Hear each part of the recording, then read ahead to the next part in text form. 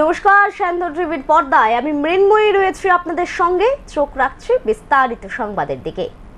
কেন্দ্র এবং রাজ্য সরকার কখনোই নারীদের মূল্যায়ন করেনি, আর বর্তমানে প্রধানমন্ত্রী নরেন্দ্র মোদী নারীদের কিভাবে আর্থসামাজিক দিক থেকে শক্তি সমৃদ্ধ করা যায় এর উপর বিশেষ গুরুত্ব দিচ্ছেন। ত্রিপুরা রাজ্য সরকারও সেই দিশাতেই কাজ করছে। আন্তর্জাতিক নারী দিবসের রাজ্যভিত্তিক অনুষ্ঠানে যোগ দিতে এসে এমনই অভিমত ব্যক্ত করেছেন রাজ্যের মুখ্যমন্ত্রী অধ্যাপক ডাক্তার মানিক সাহা। প্রতি বছর 8 মার্চ আন্তর্জাতিক নারী দিবস উদযাপন করা হয়ে থাকে বিশেষ মর্যাদার সঙ্গে। এবছর রাজ্য সরকারের উদ্যোগে গত 1 মার্চ থেকে 13 দিন ব্যাপী আন্তর্জাতিক নারী দিবসের সূচনা হয়েছিল। 13 মার্চের সমাপ্তি ঘটল বৃহস্পতিবার আগরতলার রবীন্দ্র শতবার্ষিকী ভবনে আন্তর্জাতিক নারী দিবসের রাজ্যভিত্তিক অনুষ্ঠান হয়। প্রদীপ প্রজ্বলনের মধ্য দিয়ে এই অনুষ্ঠানের আনুষ্ঠানিক সূচনা করেন রাজ্যের মুখ্যমন্ত্রী অধ্যাপক ডাক্তার মানিক সাহা। বিভিন্ন সেক্টরে কর্মক্ষেত্রে অবদানের জন্য নারীদের হাতে শংসাপত্র এবং স্মারক উপহার সহ আর্থিক সহায়তা প্রদান করেন মুখ্যমন্ত্রী অধ্যাপক ডাক্তার মানিক সাহা। বক্তব্য রাখতে গিয়ে মুখ্যমন্ত্রী বলেন, ইউরোপ এবং উত্তর আমেরিকা থেকে অধিকার আদায়ের লক্ষ্যে নারীরা আন্দোলনের মাধ্যমে এই দিনটির সূচনা করেছিলেন, যা সকলেরই জানা। বর্তমান সময়ে আন্তর্জাতিক নারী দিবস 8 মার্চ পালন করা হয়ে থাকে গোটা বিশ্ব জুড়ে। আন্তর্জাতিক নারী দিবস উদযাপন উপলক্ষে এবারে জাতিসংঘের থিম হচ্ছে সমস্ত নারী ও কন্যা শিশুর জন্য অধিকার ও সমতা এবং ক্ষমতায়ন। রাজ্যে এবারের থিম হচ্ছে ভবিষ্যৎ প্রজন্মে নারীদের ক্ষমতায়নের জন্য বাল্যবিবাহ এবং অন্যান্য সামাজিক ব্যাধিগুলোকে নির্মূল করার জন্য সম্মিলিতভাবে প্রচেষ্টা গড়ে তোলা। উত্তর ত্রিপুরা জেলা, দক্ষিণ ত্রিপুরা জেলা, সিপাহীজলা জেলায় বাল্যবিবাহ নিয়ে গভীর উদ্বেগ প্রকাশ করেন রাজ্যের মুখ্যমন্ত্রী। আর্থসামাজিক দিক থেকে নারীদের কিভাবে শক্তিশালী করা যায় এর ওপর বিশেষ গুরুত্ব দিচ্ছেন দেশের প্রধানমন্ত্রী নরেন্দ্র মোদী।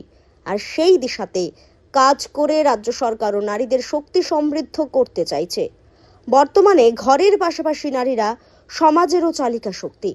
পূর্বে কেন্দ্র এবং রাজ্য সরকার কখনোই নারীদের মূল্যায়ন করেনি, এমনই অভিমত ব্যক্ত করেন রাজ্যের মুখ্যমন্ত্রী অধ্যাপক ডাক্তার মানিক সাহা। পাশাপাশি তিনি আরও বলেন, প্রাচীনকালে মাতৃতান্ত্রিক সমাজে মহিলাদের যথেষ্ট মর্যাদা দেওয়া হতো, কিন্তু সময়ের সাথে সাথে পুরুষতান্ত্রিক সমাজ গড়ে ওঠার ফলে মাতৃশক্তির সঠিক মূল্যায়ন হচ্ছে না। রাখার জন্য আমাদের এই ধরনের আন্তর্জাতিক নারী দিবস আমরা পালনের মাধ্যমে সেই জিনিসগুলো আমরা মনে রাখার চেষ্টা করি।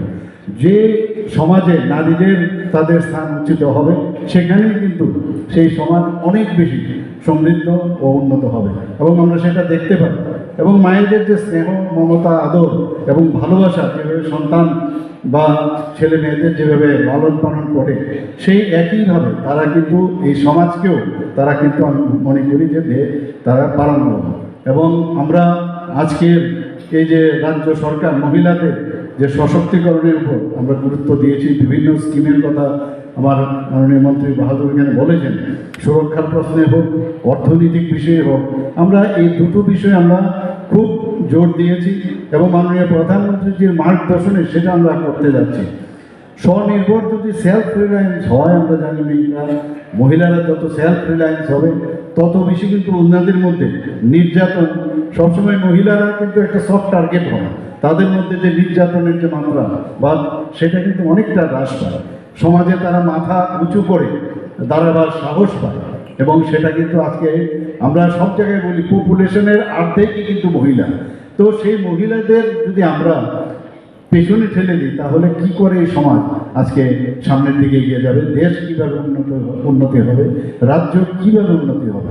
আমরা দেখতাম সেগুলোর দিকে কিন্তু কেউ নজর দেয় না। একটু আগে আমার মন্ত্রী বাহাদুর কথা হচ্ছিল যে আগের যে সরকার ছিল, যে অঙ্গনওয়াড়ি যে কেন্দ্রগুলো আছে হয়েছে, বেটি বাঁচাও বেটি পড়াও, এই প্রকল্প বাস্তবায়িত হচ্ছে ত্রিপুরাতে। এবং আমরা জানি যে বহু জায়গার মধ্যে যখনই অনেকে চায় না যে মহিলা জন্মগ্রহণ করো, আলট্রাসোনোগ্রাফির মাধ্যমে আজকাল ধরা পড়ে যে মহিলা আসছে, তো অনেক পুরুষতান্ত্রিক সমাজে চায় না কেউ মহিলা আসুক। আমাদের মাননীয় প্রধানমন্ত্রীজির সরকার যেভাবে আমাদের নির্দেশ দিয়েছেন, আমরাও সেইভাবে কিন্তু এখানে আইন এনেছি যাতে কোনো অবস্থায় ভ্রূণ হত্যা না করা হয়, সেই বিষয়টা আমরা দেখেছি। আমরা এখানে ত্রিপুরাতে একমাত্র রাজ্য যেখানে 8টা জেলার মধ্যে সম্পূর্ণভাবে আমরা মহিলা দ্বারা পরিচালিত মহিলা থানা আমরা করেছি। ওয়েস্ট ডিস্ট্রিক্টে 2টো আর বাকি সব ডিস্ট্রিক্টে একটা করে শুধুমাত্র মহিলা দ্বারা পরিচালিত আমরা এই থানা আমরা করেছি। কোনো রাজ্যে সমস্ত জেলার মধ্যে মহিলা দ্বারা পরিচালিত কোনো মহিলা থানা নেই। সেটা আমরা করতে পেরেছি ত্রিপুরাতে। কর্মক্ষেত্রে যাতে sexual harassment of women at work যেটা অ্যাক্ট হয়েছিল 2013, সেই অনুযায়ী আমরা সমস্ত সরকারি অফিস ও বেসরকারি অফিসে ইন্টারনাল কমপ্লেন কমিটি আমরা সেটা করেছি এবং 8টি জেলায় জেলা শাসকের অফিসে লোকাল কমিটিও আমরা গঠন করেছি। কারণ আমাদের মায়েরা বোনেদের ওনাদের যদি সুরক্ষা না দেওয়া যায় তাহলে তো কোনো কাজ হবে না এবং all efforts will be in vein. দরকার ছিল যে সেখানে যে পড়াশোনার যে কারিকুলামগুলো যেভাবে করা উচিত ছিল সেভাবে করেনি, করার আছে করেছে, বাস দ্যাটস অল। কিন্তু এখন কিন্তু আমরা আমাদের যে ডিপার্টমেন্টগুলো আছে সবাই মিলে সব ডিপার্টমেন্ট ইন্টার ডিপার্টমেন্টাল যে কোঅপারেশন তার মাধ্যমে আমরা চেষ্টা করছি যে আমাদের মেয়েরা আমাদের মায়েরা তারা যে মুখ্যমন্ত্রী অধ্যাপক ডাক্তার মানিক সাহা ছাড়াও এদিন রাজ্য সরকারের মন্ত্রী টিঙ্কু রায়, রাজ্য মহিলা কমিশনের চেয়ারপারসন ঝর্ণা দেববর্মা, পশ্চিম ত্রিপুরা জেলার জেলাশাসক ডক্টর বিশাল কুমার, পশ্চিম জেলার police super doctor Kiran Kumar কে সহ দপ্তরের অন্যান্য পদাধিকারীরা। Bureau report, Sandan TV. কলঙ্কিত হলো সিপাহীজলা জেলায় আয়োজিত সরস মেলা। অভিযোগ করতে শুরু করেছে তথ্যভিজ্ঞ মহল। অসন্তোষ প্রকাশ করলেন মেলায় আসা স্বনির্ভর দলগুলোর দিদিরা। লক্ষ লক্ষ সরকারি টাকা খরচ করে সিপাহীজলা জেলার জেলা সদর বিশ্রামগঞ্জ মিনি স্টেডিয়ামে 11ই মার্চ থেকে 13ই মার্চ পর্যন্ত 3 দিন ব্যাপী জেলা সরস মেলার আয়োজন করা হয়। চলো দিদিরা সবাই আত্মনির্ভর ত্রিপুরা বানাই, এই লেখা স্লোগানে গোটা মেলা প্রাঙ্গণ সাজিয়ে তোলা হয়। কিন্তু আশ্চর্যের বিষয় হলো, যেখানে দিদিদের আত্মনির্ভরের কথা বলা হয়েছে সেই জায়গায় মেলায় আগত বিভিন্ন স্বনির্ভর দলের দিদিরা বিস্ফোরক অভিযোগ করেন উদ্যোক্তাদের বিরুদ্ধে। কথা ছিল স্বনির্ভর দলের পরিচালিত বিভিন্ন দোকানপাটে খাবার সামগ্রী তৈরি করে বিক্রি করা হবে, কিন্তু আশ্চর্যজনকভাবে সেখানে চাট বিক্রেতা থেকে শুরু করে চা ঝালমুড়ি সবাইকে মেলার স্টলের সামনে জায়গা করে দেওয়া হয় তাদের ব্যবসা করার জন্য। স্বনির্ভর দলের খাবারের স্টল নিয়ে আসা বেশ কয়েকজন দিদি অভিযোগ করে বলেন, সরকারিভাবে বলা হয়েছে আমাদের আত্মনির্ভরের লক্ষ্যেই এই মেলার আয়োজন, কিন্তু বাস্তবে তারা এই মেলায় যা দেখলেন তার কোনোদিন দেখেননি বলেই অভিমত ব্যক্ত করেন তারা। শুনুন কি বলছেন মেলাতে স্টল নিয়ে আসা দিদিরা। সমস্যা বলতে সরস মেলা তো জেলাভিত্তিক হয়, যেটা এসএসজি মেম্বাররা দেয়। আর এখানে এই মেলার মধ্যে 2টা আউট স্টল হয়েছে, আইসক্রিম তারপরে আর এক্সট্রা এগরোলের স্টলও আছে, যেটা আলাদা স্টল যার লেগে কাস্টমার তারটাতেই দিতেছে, আমরা কাছে আইতেছে না। যদি তারা না দিতে হয়তো আরও দিদিরা যারা আছে বা আমরা যারা আছে তারা সবাই ব্যবসাটা ঠিকঠাকভাবে হইতো, তার লেগে অনেক কাস্টমার ওইখানে দিতেছে, এদিকে না তারা পুরো আউটভাবে দিতেছে, তারা কোনো স্টল তারা কোনো গ্রুপই নেই। আমরা তো সব গ্রুপ থেকে দেওয়া হয়েছে, আমরা জাস্ট নিজের পায়ে দাঁড়াইতে চেষ্টা করছি, তারা এর আগে ভেঙে দিতেছে জায়গাটাকে। এই বিষয়ে বলবো কালকে থেকে আজকে ভিড়টা অনেকটাই কম। আর এছাড়া এসএসজি গ্রুপ ছাড়া অন্যরাও আউটরারও এখানে আসা যাওয়া করতেছে, বেচাকিনি করতেছে, বিজাপুর বাদাম এভরিথিং রাস্তাঘাটে যারা বিক্রি করতেছে ওখানে তারা এই মেলাতে এসে বিক্রি। তো তাহলে তো আমরা ওদের বিক্রিটা অনেকটা কমে যেতেছে না, যার লেগে তো আমরাও জিনিসপত্র নিয়ে বসে আছি। এই বিষয়ে আপনাদের চাহিদাটা এই দোকানের চাহিদাটা অনেকটা কম। তাছাড়া লক্ষ লক্ষ টাকা খরচ করে মেলার আয়োজন করা হলেও জেলা ভিত্তিক এই মেলায় লোক সমাগম করতে পারেনি উদ্যোক্তারা, এমনটাই অভিযোগ। ফ্ল্যাক্স ফেস্টুনে লাখ লাখ টাকা খরচ করে মেলা প্রাঙ্গণ সাজিয়ে তোলা হলেও জেলার মানুষকে জানাতে, মানুষের কাছে প্রচারে নিয়ে যেতে একেবারে ব্যর্থ হয়েছেন উদ্যোক্তারা, এমনই অভিযোগ করতে শুরু করেছে তথ্যভিজ্ঞ মহলের তরফে। Bureau report, Sandan TV. Sipahijala জেলার পুলিশ সুপারের দায়িত্বভার গ্রহণ করলেন বিজয় দেববর্মা। বুধবার এক মনোজ্ঞ অনুষ্ঠানের মধ্য দিয়ে নবদায়িত্বপ্রাপ্ত পুলিশ সুপার বিজয় দেববর্মার হাতে দায়িত্বভার তুলে দেন বিদায়ী পুলিশ বিজয় রেড্ডি।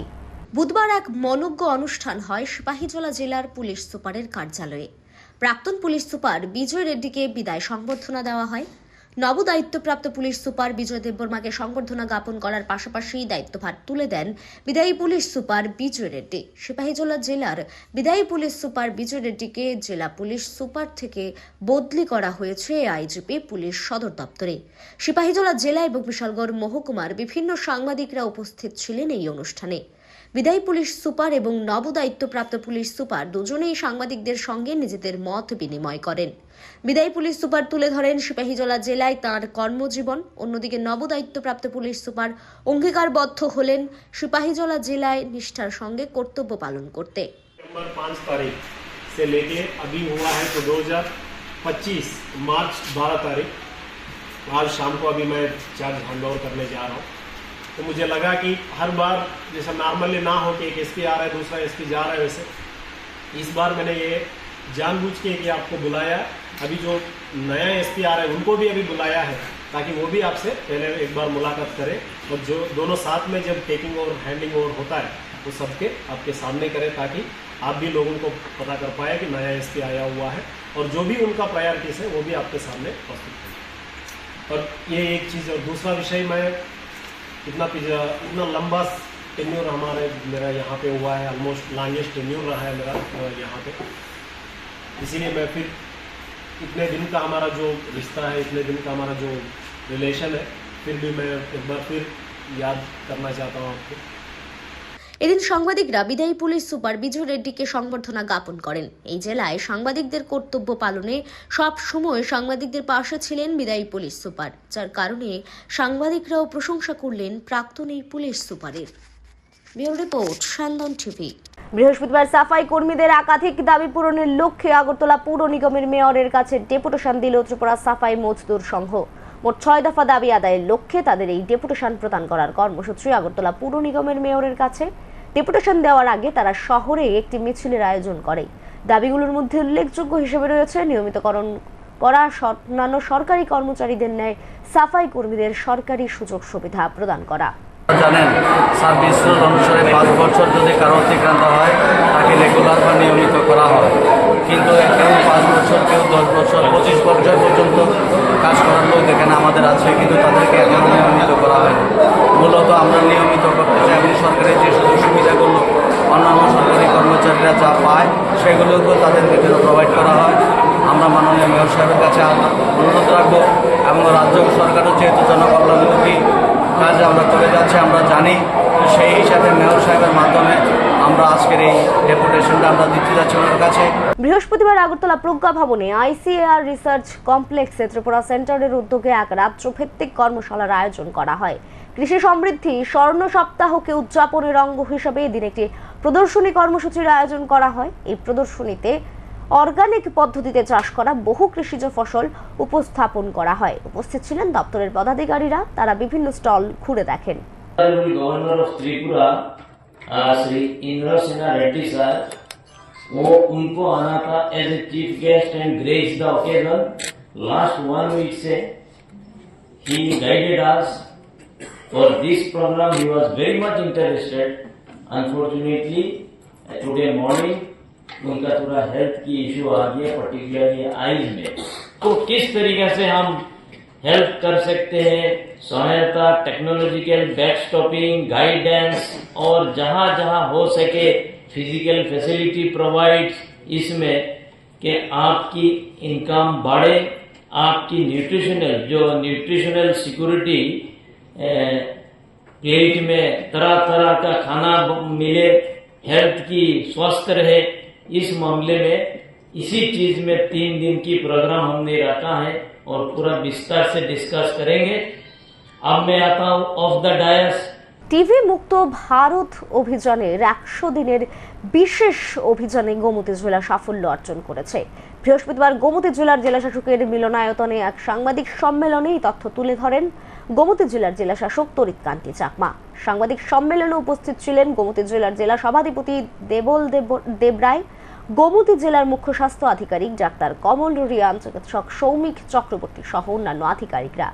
গোমতী জেলার জেলাশাসক সাংবাদিক সম্মেলনে তথ্য তুলে ধরতে গিয়ে বলেন, 100 দিনের এই অভিযানের সময় জেলা স্বাস্থ্যকর্মীরা 121 জন রোগীর মধ্যে যক্ষ্মা রোগ চিহ্নিত করতে পেরেছিলেন। যা এটি রাজ্যের মধ্যে সর্বোচ্চ। এদের প্রত্যেকের চিকিৎসা শুরু করা হয়েছে। 2025 সালের মধ্যে ভারতকে টিভি মুক্ত করতে দ্রুত রোগ নির্ণয় করা শুরু হয়েছে। এই প্রক্রিয়া চলছে গোমতী জেলাতেও। গত বছরে 7 ডিসেম্বর থেকে রাজ্যের 5টি জেলাতে এই অভিযান শুরু হয়েছে, আর বৃহস্পতিবার অর্থাৎ 13 মার্চ ছিল 96তম দিন। আমরা টিভি মুক্ত অভিযান বলে আমরা একটা অভিযান চালু করেছিলাম। এটা শুধু আমাদের গোমতী জেলায় নয়, এটা আমাদের ত্রিপুরা রাজ্যের 8টা জেলার মধ্যে 5টা জেলাতে চালু হয়েছিল। মানে যে টিভি মুক্ত অভিযান 100 দিনের আমরা মাস স্ক্রিনিং করেছি। তো আমাদের টার্গেট ছিল অ্যারাউন্ড 96,300 আমাদের টার্গেট ছিল। তো আমরা মানে বাড়িতে বাড়িতে গিয়ে আমরা লোকজন যারা আছে যাদের একটা মানে ক্রাইটেরিয়া আছে, 7টা ক্রাইটেরিয়া, সেই ক্রাইটেরিয়াগুলি ফুলফিল করলে আমরা তাদেরকে মানে আমরা করি আর কি, স্ক্রিনিং করে থাকি আর কি। স্ক্রিনিং বলতে টিভি আছে কিনা সেটা আমরা চেক করে থাকি। এই 7টা ক্রাইটেরিয়া কি, এখানের মধ্যে যেমন বয়স যার 60 এভাব, যারা আগে মানে কোনো একটা রোগে মানে ভুগছেন, ওনার বিপি আছে, ব্লাড প্রেশার আছে, ওইরকমভাবে আমাদের 7টা আমাদের প্যারামিটার ছিল। তো সেগুলি নিয়ে আমাদের টার্গেট দেওয়া হয়েছিল পুরো আমাদের জেলার 96,300। আমরা 96,300 তো করেছি, তারপরে আমরা 135% আমরা করেছি। তার মানে আমাদের যে টোটাল টার্গেট দেওয়া হয়েছিল তার থেকে আমরা অনেক গুণ বেশি করেছি।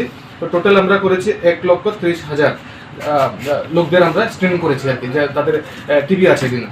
1 লক্ষ টাকার ইয়াবা ট্যাবলেট সহ গ্রেপ্তার 2 পাচারকারী। একই সঙ্গে মধুপুর থানার পুলিশ আটক করলো বিলাসবহুল গাড়িও। ঘটনা বুধবার রাতে মধুপুর হাসপাতাল চৌমুহনী সংলগ্ন এলাকায়। ঘটনার বিবরণী জানা যায়, ব্রজেন্দ্রনগর এলাকা থেকে 2 পাচারকারী ধনছড়ি এলাকার টুটন দাস এবং কোয়ারঠেপা এলাকার বিশ্বজিৎ দাশগুপ্ত টিয়া 070665 নম্বরের একটি বিলাসবহুল গাড়ি নিয়ে মধুপুরের উদ্দেশ্যে যাচ্ছিল। সেই সময় মধুপুর থানার পুলিশ মধুপুর হাসপাতাল চৌমুহনী এলাকায় যানবাহনে তল্লাশি চালাচ্ছিল। মধুপুর থানার পুলিশ তখন সন্দেহভাজন সেই গাড়িটিকে আটক করে। গাড়িতে তল্লাশি চালিয়ে 370টি ইয়াবা ট্যাবলেট উদ্ধার করে মধুপুর থানার পুলিশ।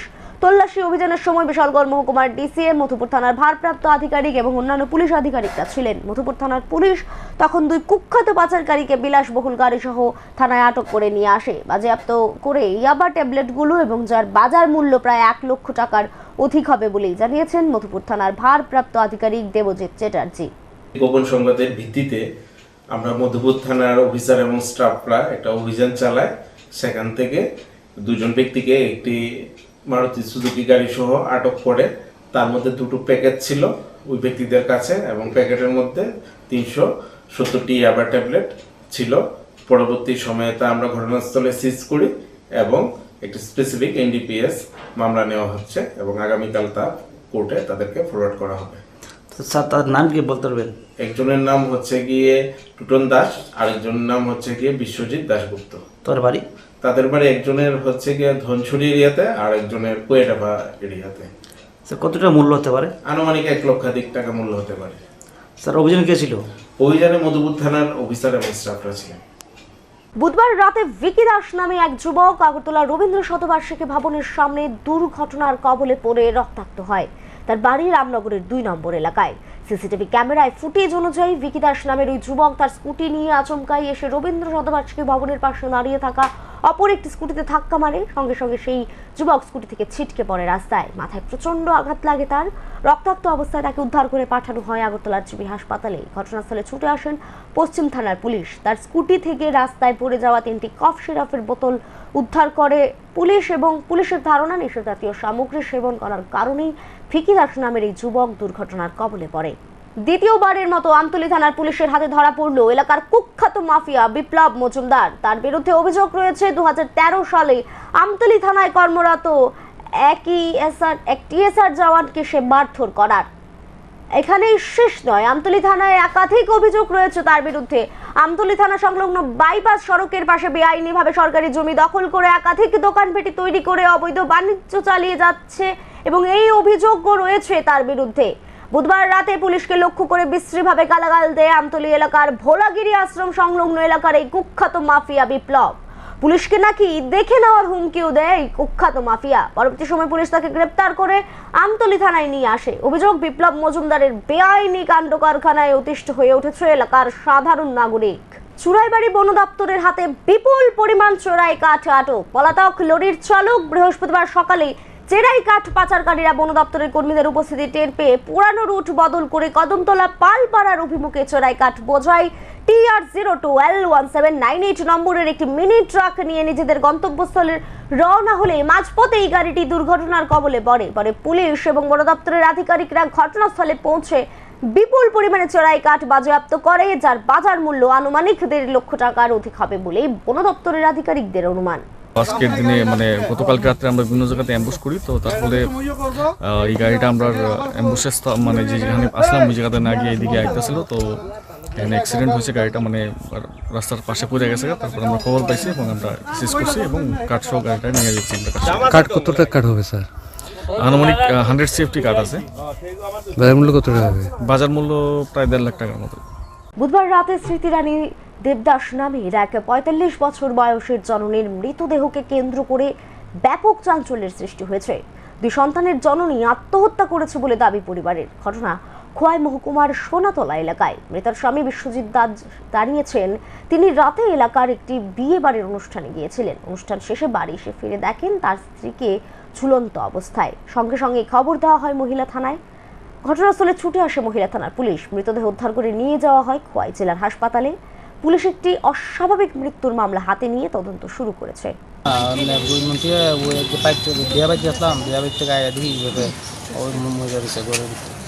এবার আমি সিগন্যাল দিয়েছি, এবারে এই গ্রামের মানুষও গেছে, গ্রামের মানুষ মেম্বার গেছে, প্রধান গেছে, এবারে ফোন করছে থানার ভিতরে, থানার মধ্যে দেখছে এবারে লাশ থানার ভিতরে লাশ মারা গেছে। এমনি কোনো ঝামেলা নাই। আমার আছে, আমার শ্বশুরবাড়ির লোক সবার গেছে, আমার স্কুল মাইসে সব ঠিকানা আসলো। আপনার মিসেসের নাম কি? স্মৃতিরানী দেবদাস। আপনার নাম? আমার নাম বিশ্বজিৎ দাস। কমলপুর মহকুমার নগরের ফিল্ড ওয়ার্কারদের মধ্যে বৃহস্পতিবার নগর পঞ্চায়েতের পক্ষ থেকে নির্দিষ্ট পোশাক বিতরণ করা হয়।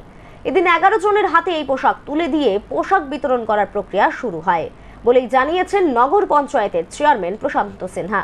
বাড়ি বাড়ি সাফাই কর্মী এবং ডাম্পিং গ্রাউন্ডের যারা কর্মরত কর্মীরা রয়েছে, সেই ডাম্পিং গ্রাউন্ডে কর্মরত কর্মী এবং নগর পঞ্চায়েতের পক্ষ থেকে পোশাক বিতরণ করা হবে।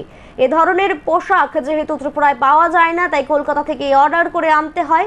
আগামী দিন কয়েকের মধ্যেই মোট 50 জনকে এই নির্দিষ্ট পোশাক দেওয়া হবে। নগর পঞ্চায়েতের চেয়ারম্যানের পাশাপাশি এই পোশাক বিতরণ অনুষ্ঠানে ছিলেন vice chairman Subrata Majumdar.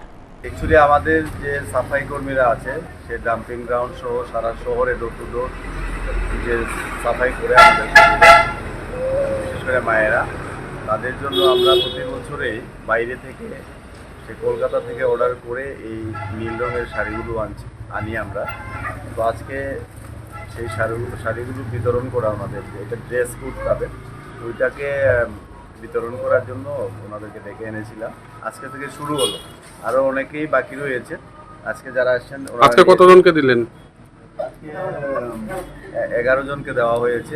Totally আমরা নিয়ার অ্যাবাউট 50 জনকে আমরা দেব। এসে গেছে সেইগুলো। আমাদের যে দায়িত্বে রয়েছেন বিরাজ, ঋষি দাস, এইগুলো আজকে আমরা শুরু করে দিলাম। কাল পরশুর মধ্যে সবাইকে ডেকে এনে দিয়ে দেব। রাতের আঁধারে উদয়পুর মহকুমার টেপানি ইকো পার্ক সংলগ্ন সরকারি গোডাউন থেকে লোহার পাইপ সহ বিভিন্ন সামগ্রী চুরি করে নিয়ে যাওয়ার সময় গাড়ি সহ 2 যুবককে আটক করে স্থানীয় এলাকাবাসী। সরকারি গোডাউন থেকে পাইপ চুরি করে নিয়ে যাওয়ার সময় এলাকাবাসীর সন্দেহ হয়, যার কারণে তারা আটক করে গাড়ি সহ 2 যুবককে। এদের মধ্যে একজনের নাম টুটুন দাস, অন্যজনের নাম বিশ্বজিৎ। পরবর্তী সময়ে রাধাকিশোরপুর থানার পুলিশকে খবর দেয় স্থানীয়রা। পুলিশ ঘটনাস্থলে ছুটে এসে তাদেরকে গাড়ি সমেত সরকারি সামগ্রী সহ আটক করে থানায় নিয়ে যায়। কি মাল এটি? তোমার মোবাইল কত রাখতে আমার কি জমা কিসের মাল আসলে? ফার্মের কি ফার্ম? বয়লের মধ্যে এত রাত প্রায় 10টা বাজে আসলে মানে সকালবেলা ফোন করছিলাম, গাড়ি আসছিল না, তখন রাতে 10টা কুলিয়ে যেতে 8টা বাজে এটা কুলিয়ে যেতে এখন দোকানে কি বলে রাত 10টা বাজে দোকান কি খোলা আছে? দাদা আপনার কোন দোকানে ব্যস্ত এটি? ফোন নাম্বার ব্যস্ত রাত 10টা বাজে দোকান কি খোলা আছে না? এখন তো 10টা বাজে আছে ভাই। তোমার কি নাম জানি কইলা? তোমার সাথে কেউ আসেনি? কি নাম? বিশ্বজিৎ। কি? হ্যাঁ হ্যাঁ কি জানি না। এখনকার মতো সংবাদ এখানেই শেষ করছে। সব খবর সব আপডেটের জন্য চোখ রাখবেন স্যান্দন টিভির পর্দায়। নমস্কার।